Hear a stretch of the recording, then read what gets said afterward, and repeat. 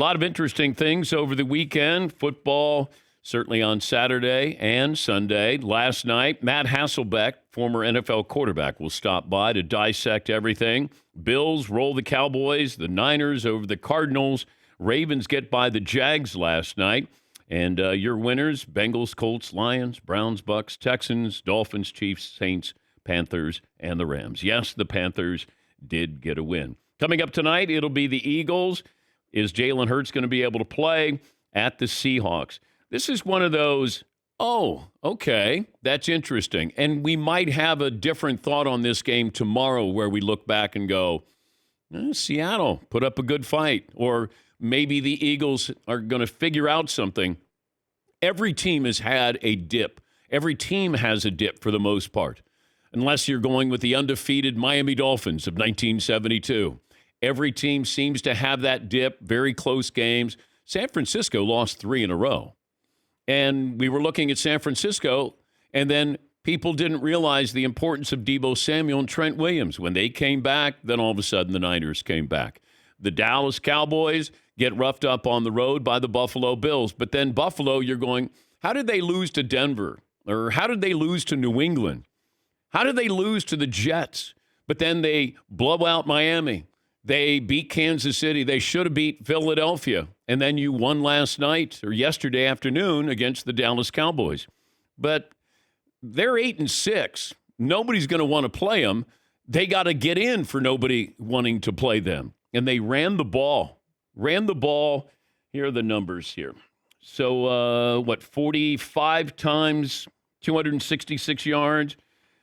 James Cook, Dalvin Cook's brother, 25 carries, 179, averaging 7 yards a carry.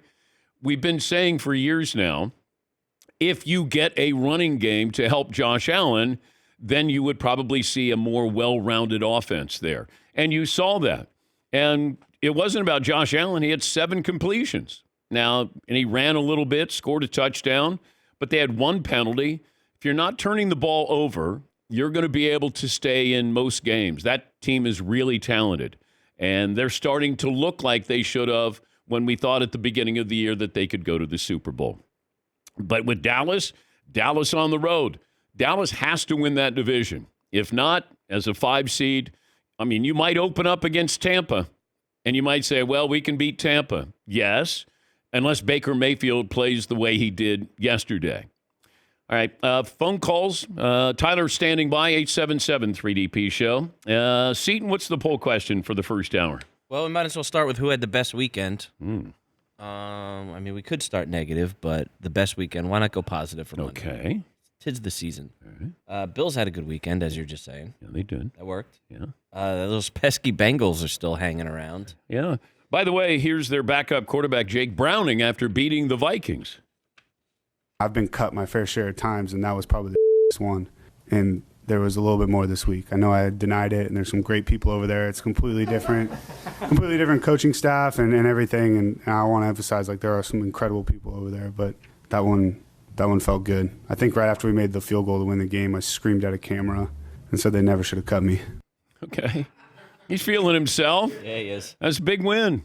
21, fourth quarter, overtime, got the win. All right, what else do you have, Seton? Nobody crosses Jake Browning and gets away with it. No, you don't. Don't you cut me. That's why I wear number 752. How about the Browns? They had a good weekend. Yeah, I know. No? You got, yeah. Not all great weekends are built the same. Yes, They're created they are. equally. Yeah. It wasn't pretty. I'm not going to say pretty.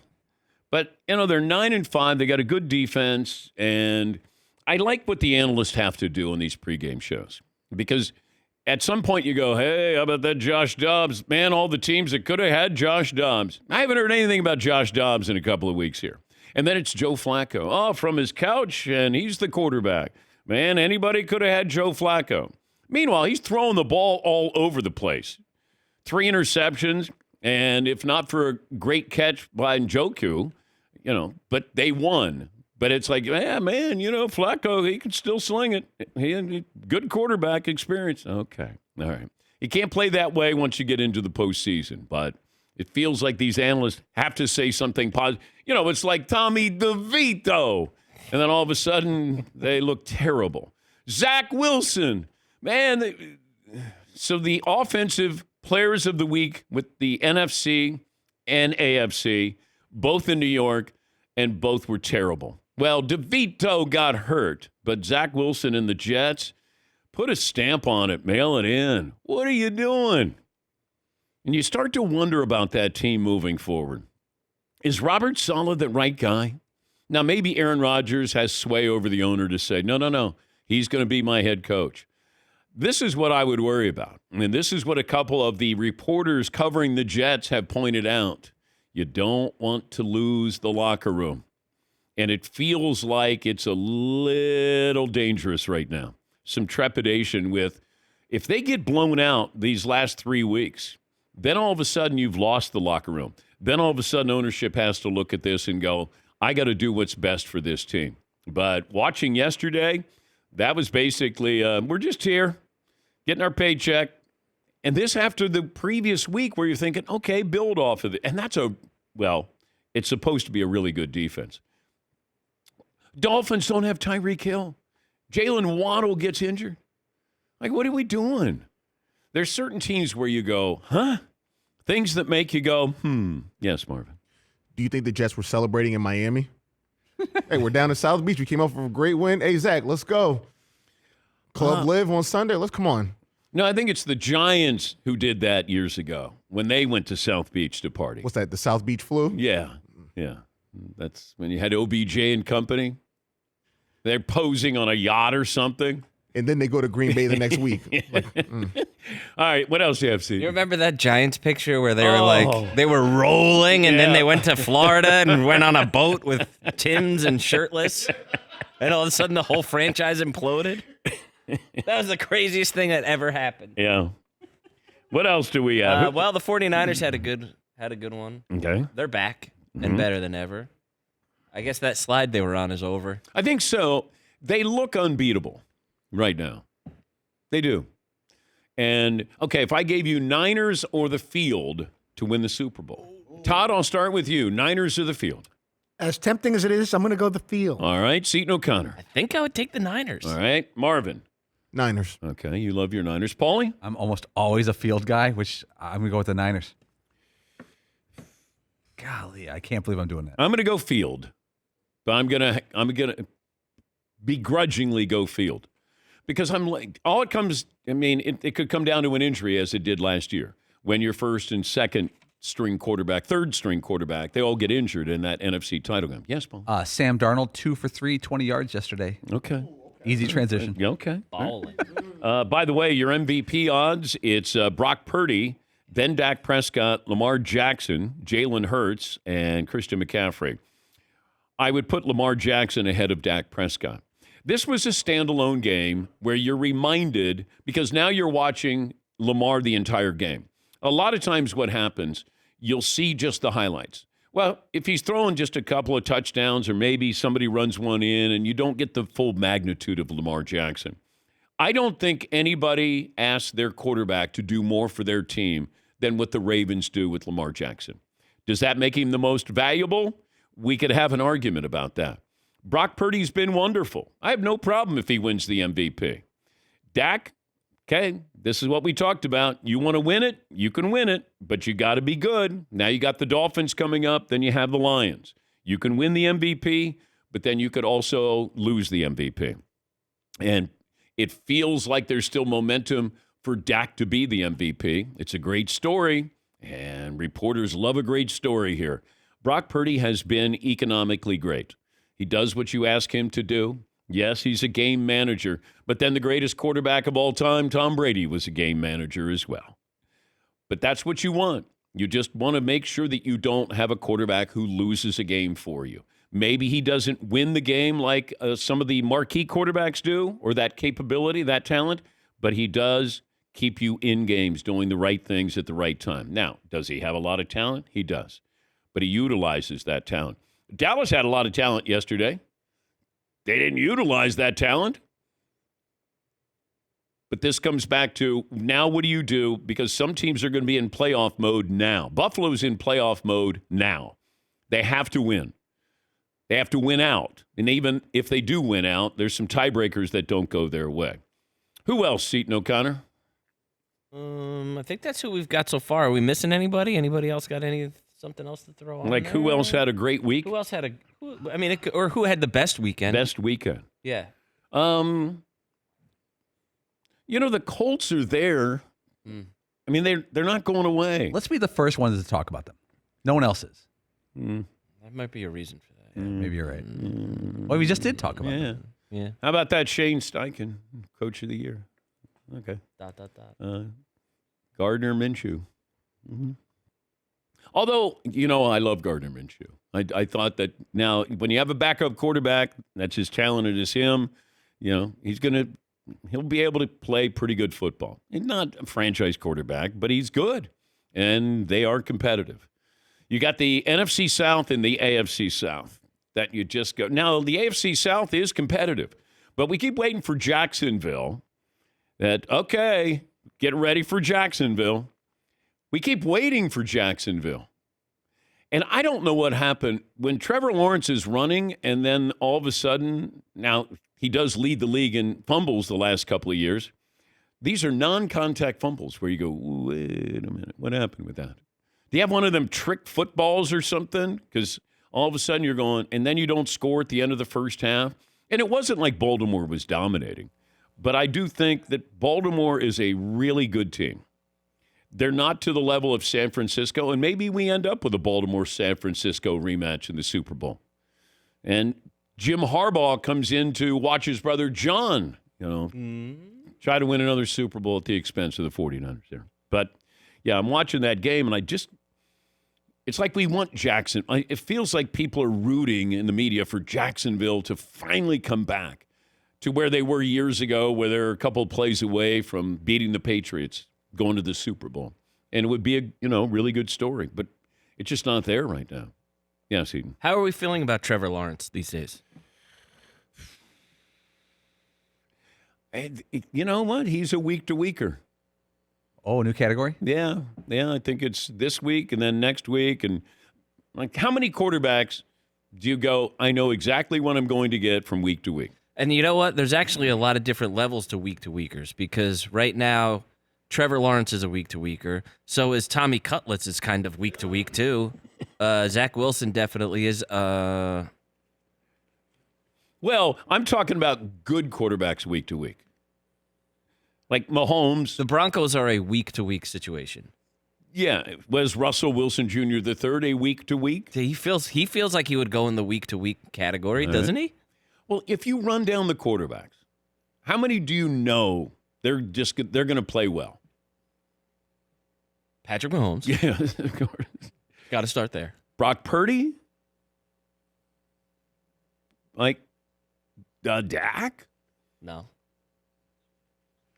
Who else would you throw in there where you go, that guy is going to be... This is kind of a week-to-week season. Josh Allen's a little week-to-week. Yes, he is. Well, he didn't play well. In fact, here's Josh Allen after the win yesterday. I don't think I threw the ball that many times, which, again, I don't just get it done. Let's just find a way to win. And, felt like the kid that didn't do anything in the class project but got an A. All right. I'll give him credit for a little humor there. But Jalen Hurts, he hasn't been consistent. Now he's banged up, I guess. Well, who isn't banged up? But if you run down the list of quarterbacks, how many can you go, I know I'm going to get a good performance out of that guy? Not many. But then we're over 75 quarterbacks deep now in the NFL. That's how many quarterbacks have thrown a pass this year. I think we're over 75. It's not about having a backup quarterback. It's a backup to the backup quarterback, it feels like. Like, can you trust Kenny Pickett? No. Joe Flacco? No. Jake Browning? Maybe. Yeah, Marvin. If you're a third-string quarterback and you go into the quarterbacks meeting, you better be ready because there's a real chance you're going to play. You should be listening. You should be taking notes. Yep, make sure you know where your helmet is, too. Yeah. You look at the Buffalo Bills, they're not in the playoffs now, but you got the lowly Chargers, then you got the Patriots, then you got the Dolphins, who the Bills dominated in Week 4. I thought what was impressive was it felt like the Buffalo Bills defense that's been undermanned due to injuries to some star players, they seemed to confuse the Dallas Cowboys, certainly Dak Prescott. They weren't letting him get anything big. And, he threw 34 times, I think 21 to 34, and really pedestrian numbers. And they ran the ball. And coming into the game, Dallas was 13th in rush defense. I mean, that's kind of, average. But what Buffalo did is not average. They dominated. They had a game plan, what they were going to do. Now, is it sustainable? That's always, the case. Can you continue to do this? Can you play it? They put themselves in such a hole. They have to play great the rest of the year. They can't slip up. Now, all you have to do is win the game. But you can't go out to L.A. and lose to the Chargers with a backup quarterback and a coach who's, been fired. And then you got the Patriots. Okay.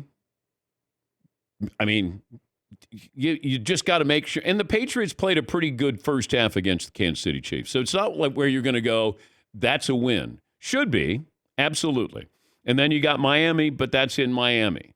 And who knows what Miami's going to be playing for. They'd certainly love to keep the Buffalo Bills out of the playoffs. But Tyreek Hill's availability, Cowboys got the Miami Dolphins coming up. How can you be surprised?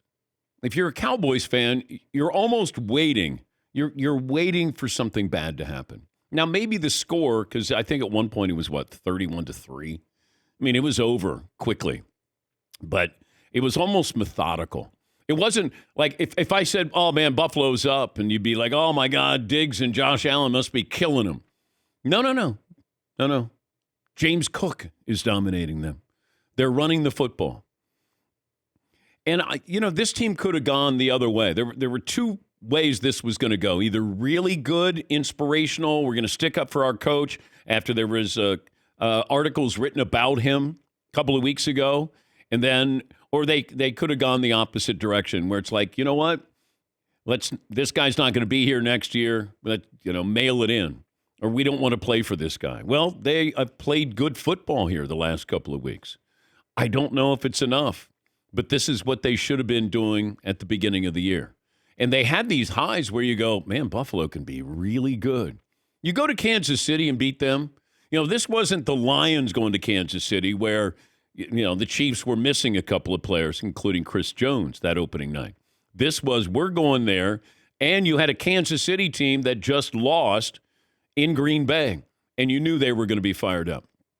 And then you've already blown out the Dolphins. Like, the highs are really high, but those lows, the Jets, the Patriots, Broncos, that might be what keeps them out of the playoffs.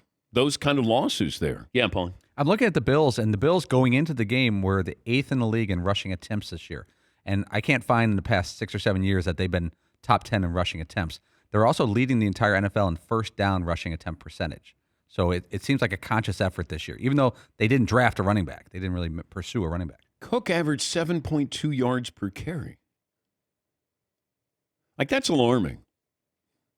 Now, is it sustainable? And we always love to go, man, they got the blueprint. Okay, well, you have to have the personnel, and they put pressure on Dak.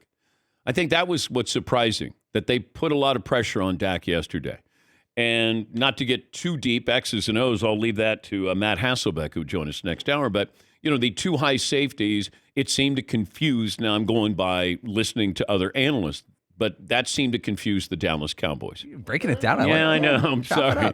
Let me tell you about the Tampa 2. A-gap responsibility, whatever that means. Do you ever just nod your head and like when you're sitting there watching, you go, "Oh yeah, he's a 3 technique." He sure is. Oh, that is a cover 2. You're right. Yeah. No safety over the top. Yes. Roll the safeties. Michael Strahan always had the A-gap responsibility. Oh, yeah. Is that where it came from? Yeah, I think so. They said that's a gap, and he goes on, it's the A-gap. A-gap. By the way, Lamar Jackson, these are quiet, really good numbers. He's probably going to throw for 3,700 yards and rush for 900 yards. And you go, okay, well, that's never been done in NFL history. And if your team is going to be the 1 or 2 seed, Lamar Jackson, as we talked about at the beginning of the year, I think it was, 16-1 odds for MVP? And I thought if you're going to do it to make money, that would have been the odds to place. Because that team is good and the value that he means to that team. He's not running as much as he once did. But when he does, there's still this, oh, my God. And you saw that last night. And a lot of reaction was, oh, my God. Like, you forget because if you don't watch a game, then you forget. Or you don't get that opportunity to remind yourself of, golly, he can get out of a tight spot. Yes, Marv. If Lamar Jackson wins his second MVP award, is it weird that I still don't think he's a surefire Hall of Famer? What else does he need to do to make sure he's in Canton with 2 MVP awards? Well, you got to have playoff success. I mean, that really solidifies everything. That you're right. Lamar, 2 MVPs, but I think is your team having success, and they haven't had success in the postseason. Yeah, Paul. I wish there was a stat, I don't know if there is, about quarterbacks being taken down by the first person who makes contact with them. Because remember when Ben Roethlisberger was at his peak and they'd hit him and kind of bounce off or he'd shake him off? It seems like Lamar Jackson, there's a hand on him, and it's like he's like a rubber band. They kind of slip off, slide off, and then it takes like 2 more guys to get him. I'll bet he's never brought down with the first guy. I'm sure they have stats for everything. He's running 20% less than he did 3 years ago. Runs per game, 20% less than 3 seasons. Well, they've tried to bulk up the passing attack, but then, you lose your all-pro tight end. I love Zay Flowers. I mean, you have other guys who are contributing, but, likely. That organization is really good. They're really good at drafting. They'll usually have 1 or 2 players every year, and you go, wait, where did they get him? How did they get him? They're really, really good. And Ozzie Newsome's not there anymore making those picks, but they're still doing the right thing. And they're just a really good team. But I think Lamar is asked to do more for his team than any other quarterback. Now, you can say Mahomes, yes. But I just don't think Lamar is surrounded. His running backs are always injured. They lost another running back last night where, he is their attack, it felt like. And they've tried to bring, OBJ and, Zay Flowers, first-round draft pick. So they're trying to make it, I think, a little bit more, maybe 60-40 passing, 65-35, something like that, pass to run. But when he runs, it's just different. It puts so much pressure on you. And it's great to watch. Because it's one of those reminders that we move on from somebody who won an MVP, they didn't do well in the playoffs, and we move on. And then all of a sudden you're kind of reminded, like, man, that guy is still really, really good.